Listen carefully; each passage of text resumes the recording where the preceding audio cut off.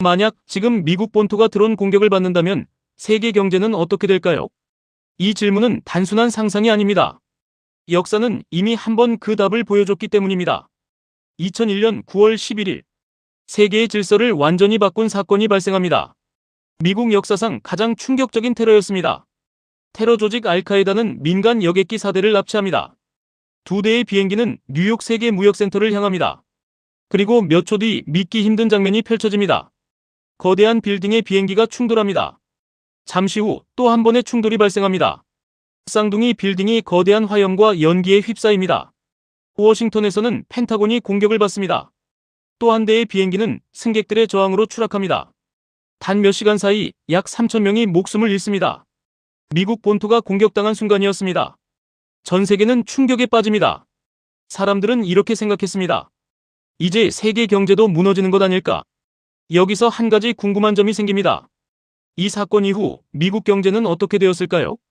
정말 경제가 무너졌을까요? 처음에는 실제로 큰 충격이 나타납니다. 뉴욕 증시는 약 일주일 동안 멈춥니다. 세계 금융시장이 얼어붙은 순간이었습니다.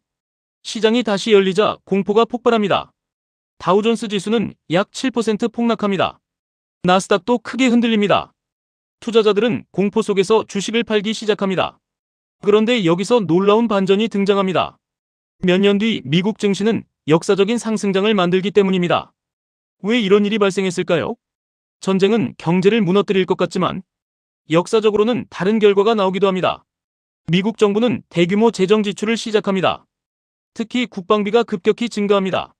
전쟁이 시작되었기 때문입니다.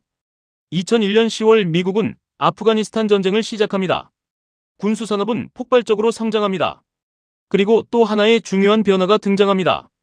미국 중앙은행 연준이 금리를 낮추기 시작합니다. 당시 기준금리는 약 6.5%였습니다. 하지만 연준은 공격적으로 금리를 내립니다. 결국 2003년 기준금리는 1%까지 떨어집니다. 초저금리 시대가 시작된 것입니다. 여기서 또 하나의 질문이 생깁니다. 왜 위기가 오면 돈이 더 많이 풀릴까요?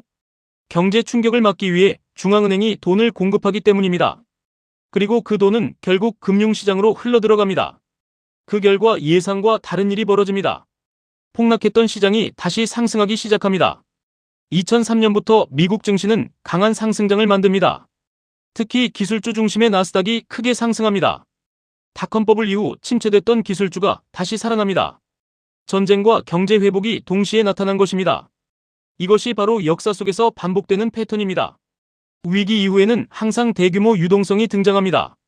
그리고 그 돈은 새로운 시장을 만듭니다. 워런 버핏은 이런 말을 했습니다. 위험은 자신이 무엇을 하고 있는지 모를 때 발생한다. 세상의 흐름을 이해하는 사람에게는 위기 속에서도 기회가 보입니다. 그렇다면 지금 세계는 어떤 상황일까요? 최근 미국 정보기관이 충격적인 경고를 내놓았습니다. 이란이 미국 본토를 대상으로 드론 공격을 시도할 가능성이 있다는 것입니다. 여기서 또 하나의 질문이 생깁니다. 왜 지금 드론일까요? 과거 9.11의 무기는 비행기였습니다. 하지만 지금은 드론입니다. 드론은 훨씬 저렴합니다. 탐지도 어렵습니다. 원거리 공격도 가능합니다. 소형 드론은 레이더에도 잘 잡히지 않습니다. 특히 상선이나 민간 선박에서 발진하면 추적이 매우 어렵습니다. 이것이 바로 현대전의 특징입니다. 비대칭 전쟁입니다. 강대국을 저렴한 기술로 공격하는 방식입니다. 이미 중동에서는 이런 공격이 여러 번 발생했습니다. 석유 시설이 공격을 받았습니다.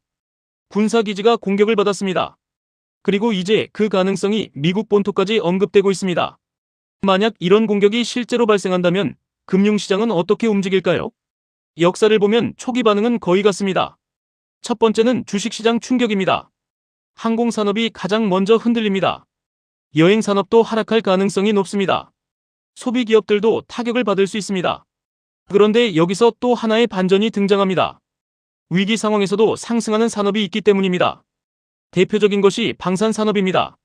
전쟁 가능성이 높아질수록 군수기업의 수요는 증가합니다. 또 하나는 에너지 산업입니다. 중동 긴장이 높아지면 유가 상승 가능성이 커집니다. 그리고 또 하나의 중요한 변수는 금리입니다. 경제 충격을 막기 위해 중앙은행은 금리 인하 압력을 받을 수 있습니다. 역사적으로 위기 상황에서는 항상 유동성이 공급되었습니다. 그리고 그 돈은 결국 다시 시장으로 흘러들어갔습니다. 투자의 대가 찰리 먼거는 이런 말을 했습니다. 세상을 이해하려면 역사와 인간의 행동을 함께 봐야 한다. 결국 중요한 것은 시야입니다. 세상을 얼마나 넓게 바라보느냐입니다. 그래서 우리는 뉴스를 단순한 사건이 아니라 흐름으로 바라볼 필요가 있습니다. 지금 세계는 또 하나의 질문 앞에 서 있습니다. 만약 미국 본토 공격이 실제로 발생한다면 세계 경제는 어떻게 변할까요? 주식시장 충격이 올까요?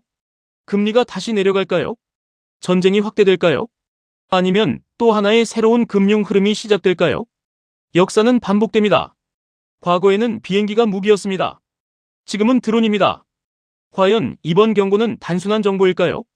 아니면 또 하나의 역사적 사건의 시작일까요? 여러분은 어떻게 생각하시나요? 만약 미국 본토 공격이 실제로 발생한다면 세계 금융시장은 어떻게 움직일까요? 여러분의 생각을 댓글로 남겨주세요. 앞으로도 이런 세계 흐름과 중요한 경제 이야기를 계속 전해드리겠습니다. 구독해두시면 중요한 변화와 흐름을 놓치지 않으실 수 있습니다.